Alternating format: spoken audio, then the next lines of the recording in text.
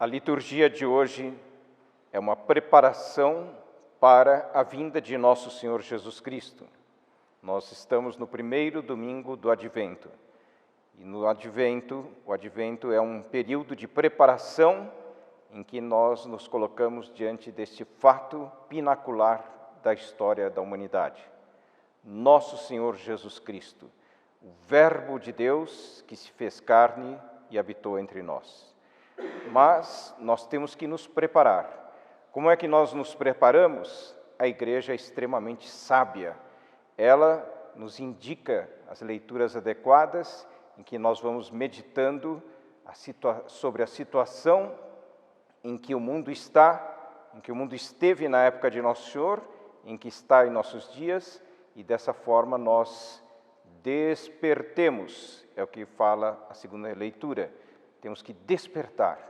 Por que despertar? Porque pelos nossos defeitos, pelas nossas paixões desordenadas, por tudo aquilo que em nós não é inteiramente bom, a nossa alma vai adormecendo, vai entibiando, e nós não estamos preparados para, de repente, encontrarmos com o Filho do Homem, ou seja, com o nosso Senhor Jesus Cristo. Nós devemos procurar onde está o farol de que fala a primeira leitura, porque nos diz a primeira leitura que, a visão de Isaías, acontecerá nos últimos tempos que o monte da casa do Senhor estará firmemente estabelecido no ponto mais alto das montanhas e dominará as colinas.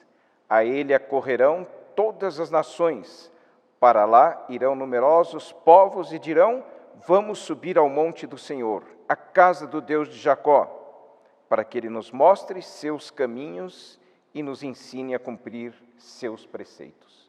Ou seja, para nós há um ponto de mira fixo para o qual nós devemos caminhar. Há um alto de montanha, há um farol, uma luz, que, como diz aqui no final, vinde todos da casa de Jacó e deixemo-nos guiar pela luz do Senhor. A luz de nosso Senhor Jesus Cristo, essa é que vai nos orientar, ela vai nos indicar o caminho, e é preciso que essa luz brilhe, é preciso que nós a reconheçamos e nós a sigamos. Bem, nós temos então essas duas leituras que nos trazem a situação do mundo que estava antes, que havia antes da vinda de nosso Senhor Jesus Cristo. Uma situação de trevas, uma situação de calamidades, porque o mundo estava imerso no paganismo. Entretanto, uma luz brilhou, e essa luz era a luz destinada a irradiar seu brilho por toda a face da terra.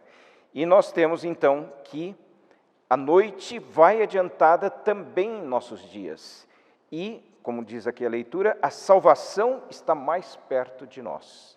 Ou seja, nós, ao mesmo tempo que vamos imergindo numa situação de calamidade, de trevas, de confusão, nós, ao mesmo tempo, vemos brilhar mais intensamente essa luz. Seguir a igreja com integridade é o que nós devemos fazer, como deviam fazer os contemporâneos de Noé em relação a ele. Ou seja, ele, na época dele, era a luz que brilhava. Quem seguia as palavras dele, quem seguia os exemplos dele, quem amava a Moisés, quem fazia a vontade de Moisés, esse tinha condições de salvar-se do dilúvio. Os demais, todos, foram submersos nas águas do dilúvio e se perderam. Bem, nós estamos também numa situação assim. Nós devemos ter presente que sempre Noé vence, sempre os justos têm a vitória, mas trata-se de saber da nossa parte a quem nós vamos seguir. Se a Noé, que é o profeta enviado por Deus, é aquele que vai indicar o caminho certo para chegarmos na luz que devemos chegar, ou se nós preferimos outros caminhos, e aí nós teremos a sorte daqueles que pereceram no dilúvio. Qual a nossa posição diante disso? Imaginemos uma pessoa no tempo de Noé, que visse a Noé, que de repente se desse conta, esse é o profeta de Deus, esse é enviado por Deus, e eu devo seguir esse homem. Eu devo me submeter inteiramente à vontade dele. Eu devo até, se a pessoa chegasse às últimas consequências, dizer, eu quero ser escravo desse homem. Porque esse homem é que indica o caminho certo. Esse homem é que recebe de Deus todas as graças e comunica essas graças ao resto da humanidade. Assim como todos podem entrar nessa arca, também ele é uma arca espiritual, na qual Deus deposita todos os seus bens, todos os seus dons, todas as suas virtudes, todas as suas maravilhas, e depois ele derrama por toda a humanidade. Nos dias de hoje, quem é esse Noé? Nós já sabemos, muitos de nós já encontramos esse Noé. E muitos de nós seguimos esse Noé. Entramos na arca em que ele está. Entramos na arca construída por ele. Outros ainda não terão essa graça, não terão visto isso. Quem é esse Noé? Em todo caso, a posição correta é em relação a Noé, enlevo, veneração, ternura, serviço, obediência e holocausto.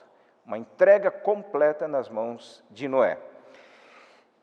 Muitos, tanto na época de Noé, como nos dias de hoje, zombam de Noé. Muitos caluniam Noé. Muitos perseguem Noé. A história dirá qual é a sorte daqueles que querem destruir essa arca, daqueles que zombam, caluniam, perseguem esse Noé. Como a história conta o que aconteceu com aqueles que não seguiram Noé no tempo dele. Alguém dirá, bom, mas eles foram submersos nas águas, ninguém sabe quem é quem. Tudo está escrito no livro da vida.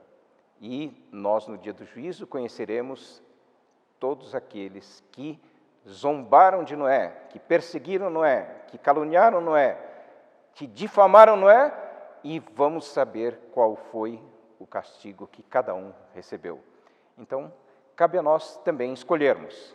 Queremos ser do partido de Noé, queremos entrar nessa arca, queremos ver em Noé a igreja inteiramente íntegra, a igreja inteiramente pura, a igreja autêntica de nosso Senhor Jesus Cristo, ou nós vamos seguir outros caminhos? Cabe cada um escolher. Louvado seja nosso Senhor Jesus Cristo.